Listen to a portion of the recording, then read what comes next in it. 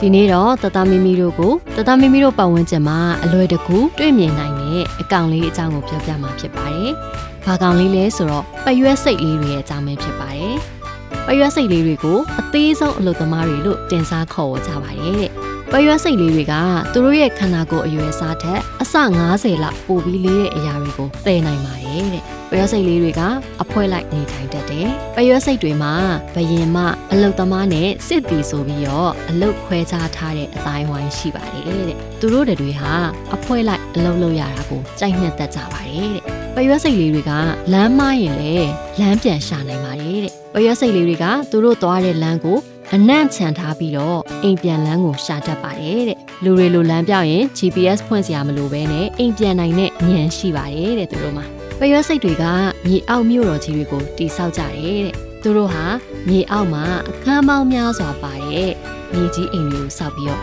နေကြပါတယ်တဲ့အဲ့ဒီအိမ်တွေမှာအစာတူလောင်ခန်းတွေခလေးလေးတွေနေတဲ့အခန်းလေးတွေအထိပါအောင်ဆောက်ထားတတ်ကြပါတယ်တဲ့ပရွက်စိတ်တွေကကမ္ဘာအားအကောင်ဆုံးအုပ်စုတစုလို့ပြောလို့ရပါတယ်တဲ့သူတို့ဟာကမ္ဘာနေရာတိုင်းလိုမှနေထိုင်ပြီးတော့စုပေါင်းအလုပ်လုပ်တဲ့စနစ်နဲ့ရှင်သန်နေကြတာပါတဲ့ပရွက်စိတ်တစ်ကောင်တွေကတိတ်ပြီးတော့ထူးခြားမှုမရှိပေမဲ့တဲ့သူတို့အုပ်စုလိုက်အလုပ်လုပ်ကြပြီဆိုလို့ရှိရင်သူတို့ကအရန်ကိုညံကောင်းတဲ့အကောင်လေးတွေဖြစ်သွားကြပါတယ်တဲ့အဲ့တော့ပရွက်စိတ်လေးတွေကိုအားနေတဲ့အကောင်လို့မမြင်လိုက်နဲ့နော်ဒါဟာသူတို့လေးတွေကိုတဘာဝကပေးထားတဲ့စွမ်းအားတစ်ခုပဲဖြစ်ပါတယ်တဲ့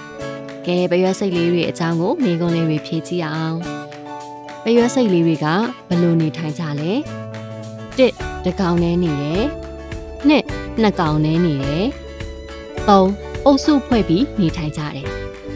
ဟုတ်ပါတယ်အုပ်စုဖွဲ့ပြီးနေထိုင်ကြတယ်ဆိုရင်တော့အဖြစ်လေးတွေမှန်ပါတယ်ပရွက်စိတ်လေးတွေကအုပ်စုဖွဲ့ပြီးနေထိုင်ကြတဲ့အကောင်လေးတွေဖြစ်ပါတယ်နော်ကဲနောက်ထပ်အကောင်လေးတွေကိုဆက်ပြီးလေ့လာကြည့်အောင်နော်